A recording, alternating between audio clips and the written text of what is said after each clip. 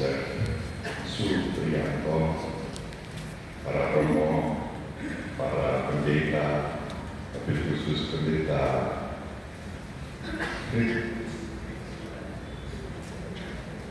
Ibu Bapak, saudara-saudaraku yang terkasih, selamat sore.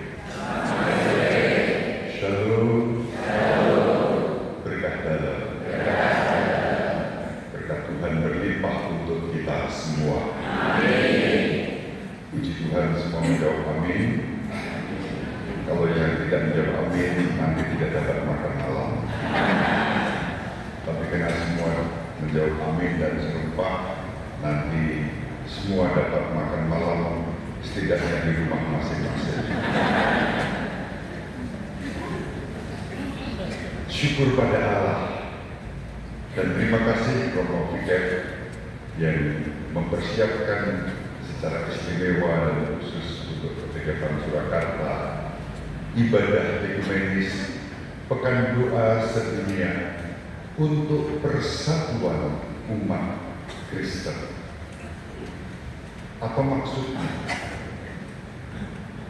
Gerakan Pekan Doa Sedunia untuk persatuan umat Kristen sudah dimulai lebih dari 100 tahun. Tahun ini tepatnya 118 tahun. Karena dimulai pada tahun 1908. Inisiatornya adalah seorang imam dari gereja Anglikan, namanya Paul Watson, yang kemudian menginspirasi gereja Katolik di Roma. Tahun 62 sampai 65 ada yang namanya Konsili Ekumenis, Konsili Vatikan II. Lalu mulai tahun 68 dibuat tata ibadah bersama secara ekumenis antara Dewan Kepausan untuk persatuan umat Kristiani dan gereja-gereja, Dewan Gereja-gereja sedunia. Dewan Kepausan ada di Vatikan, sekarang namanya Dikasteri untuk Promosi Ekumenisme. Dewan Gereja-gereja sedunia ada di Geneva di Swiss. Rumusan tata ibadah, tema-tema ditawarkan untuk didaraskan oleh seluruh umat Kristiani di seluruh dunia tanpa diskriminasi apapun gerejanya, apapun denominasinya. Sejak itulah gerakan-gerakan ekumenisme dalam Pekan Doa Sedunia untuk persatuan umat Kristen terjadi di seluruh dunia mulai tanggal 18 hingga 25 Januari setiap tahun.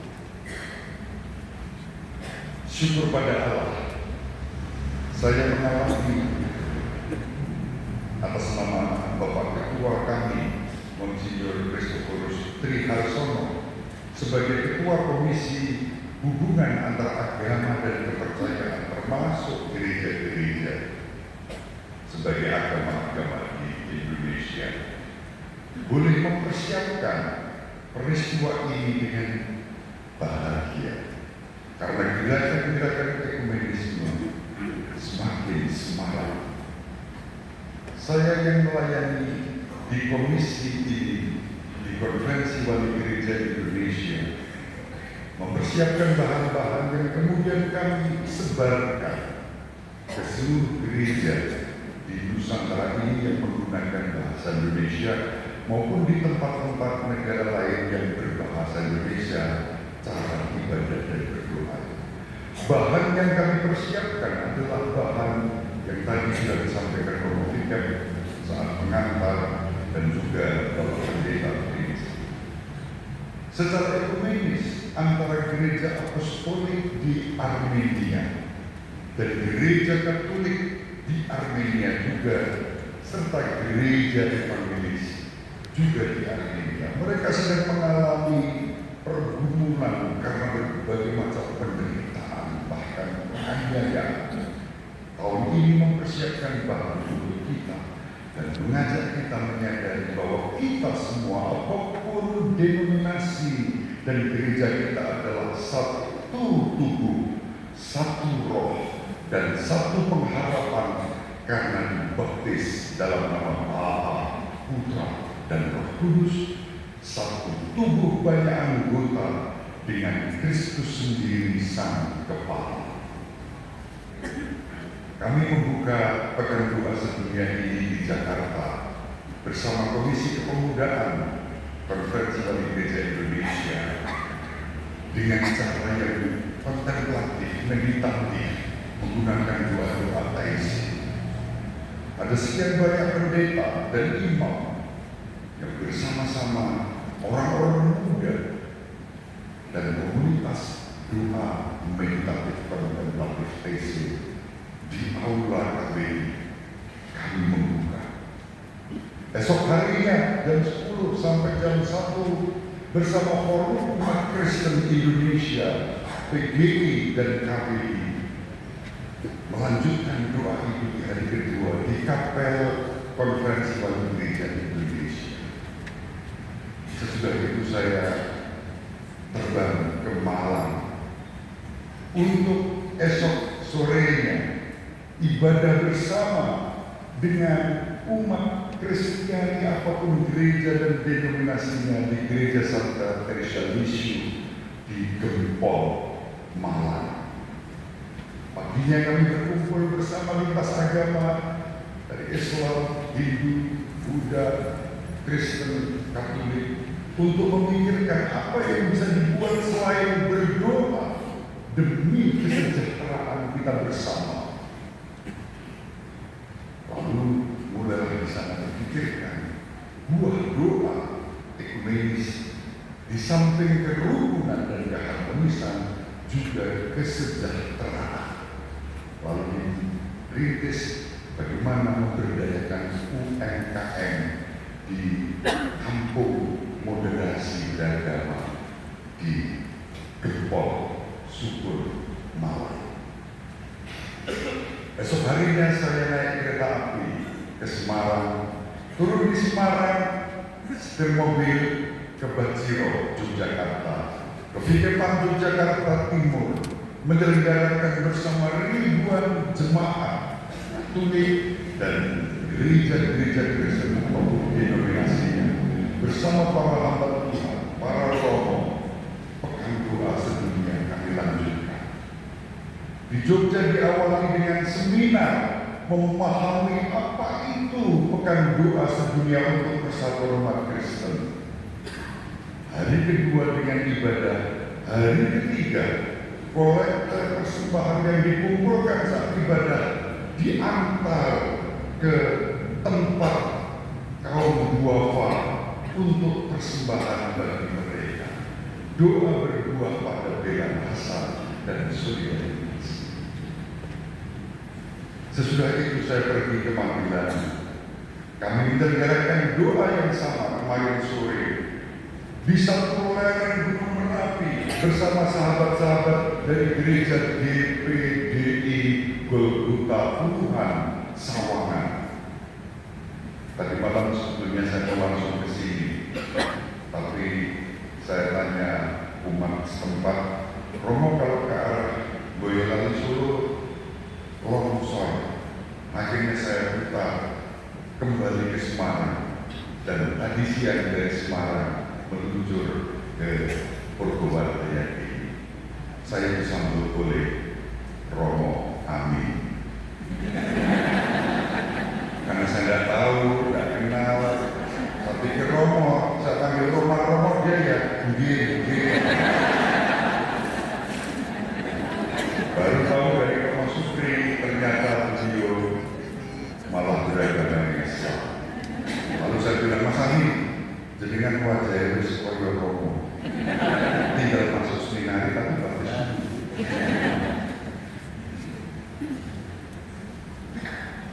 Para hamba Tuhan, para romo kasih. Inilah sukacita menghayati persatuan di dalam keberagaman. Maka apa artinya? Bukan untuk menjadikan satu gereja saja di dunia ini, sebab itu mustahil dan kiranya tidak selaras dengan doa Yesus dalam Injil Yohanes bab 17 ayat 1 sampai 26.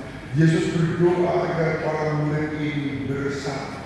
Dalam arti apa? Hidup rukun dan damai, tidak saling bertikai, tidak terpecah belah dan saling menjelekkan satu sama lain, seperti yang dikatakan Santo Paulus tadi. Satu tubuh, banyak anggota. Coba kita refleksikan, tubuh kita ibaratnya. Apakah ada di sini yang tubuhnya hanya terdiri dari kepala saja? Ada kepala, pundak, lutut, kaki, lutut, kaki. Lengkap, beragam. Ada kepala, ada leher, di kepala pun ada mata, ada hidung, ada bibir, ada mulut, ada telinga. Alangkah menderitanya dan celakalah yang demikian kalau sekujur tubuh ini hanya kepala saja. Di Solo apalagi seawak menurut saya udah stop. Bayangkan dari mana misalnya mau ke gereja ini karena orang ini Katolik, seluruh tubuh hanya kepala dua.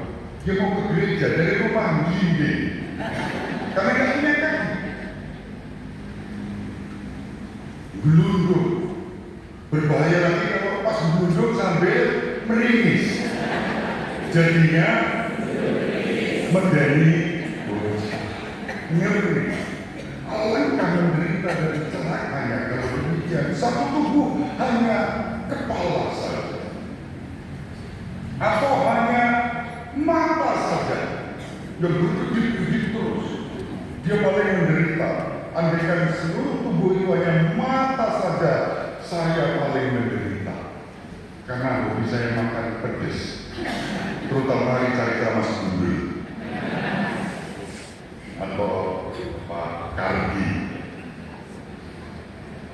Hobi makan pedas, satu tubuh hanya mata saja. Bagaimana mungkin makan pedas lewat mata? Tidak mungkin. Coba sekarang angkat jarinya semua. Kiri kanan. Puji Tuhan, semua bisa angkat jari, tidak ada stroke di sini. Perhatikan jari kiri, jari kanan. Hitung jumlahnya berapa? 10. Tidak ada yang 11 ya. Kalau ada yang 11, syukur pada Allah. Berarti diberi anugerah. Jarinya 11. Kalau kurang dari 10, syukur pada Allah. Tuhan yang menciptakan membuat Anda istimewa. Jari kanan misalnya, 5 jari ini terdiri apa saja? Jempol. Ini saya nggak berani naik, kalau naik artinya beda dengan jari tengah. Ini jari, ini. Ada beragam jari dengan fungsi dan makna yang khas. Tadi saya ketemu Mas Krisna dalam keadaan bingung, sampai di sini sepi. Romo Fikar masih tugas, Romo Supri masih tugas, Romo Lili masih tugas. Saya duduk di kursi depan itu untuk Mas Krisna keluar. Lalu beliau langsung menyambut saya, Romo, monggo. Bilang monggo, mempersilahkan untuk saya dimasukkan ke kamar tamu pakai ibu jari monggo. Tidak mungkin Mas Krisna mempersilahkan saya dengan mengatakan monggo Romo. Pakai jentiknya. Jentik punya fungsi yang lain. Kadang-kadang begini. Aduh, asik sekali. Telunjuk punya fungsi yang lain. Mungkin Romo Fikar menegur stafnya dan mengatakan, hati-hati loh ya. Itu tidak boleh terjadi. Nggak mungkin Romo Fikar menegur stafnya dengan mengatakan hati-hati loh, pakai ibu jarinya. Yang ditegur malah GR. Tapi mungkin bisa juga supaya tidak tegang, lalu teguran dengan ibu jari. Tidak mustahil. Ibu bapak saudara-saudara terkasih, satu tubuh banyak anggota, itulah gereja. Kitab suci mengatakan begitu, artinya apa? Itulah firman Tuhan. Tidak mungkin gereja ini akan seragam dari awal mula sampai akhir zaman. Tetapi dalam keberagaman itu, marilah kita bersatu. Kata Santo Paulus, dalam kerendahan hati, kelemah lembutan. Kata Nabi Yesaya dalam bacaan pertama, jangan dengan jarimu menunjuk-nunjuk dan memfitnah satu sama lain, tetapi mari kita dalam kerukunan menghadirkan bahwa Allah adalah Bapa yang Maha Pengasih dan Penyayang, yang begitu besar kasihnya mengutus putranya yang tunggal dalam kuasa Roh Kudus melalui Santa Perawan Maria menjadi manusia dan tinggal di antara kita, sehingga iman kita menjadi kesaksian dan bukan batu sandungan karena saling bertikai satu sama lain. Itulah maksudnya. Maka jangan pernah takut untuk ambil bagian dalam pekan doa sedunia seperti ini, karena disitulah kita menghayati doa Yesus. Ya Bapa, aku mau agar mereka bersatu seperti aku di dalam Diko dan Diko di dalam aku dan mereka di dalam kita. Persatuan yang penuh kasih tanpa prasangka, tanpa curiga, apalagi memecah belah dengan semangat dendam, benci dan permusuhan. Mari dengan penuh syukur kita hayati iman itu dan berbuah di dalam solidaritas, toleransi, saling menanggung beban satu terhadap yang lain. Nama Tuhan dimuliakan kini dan sepanjang masa. Amin.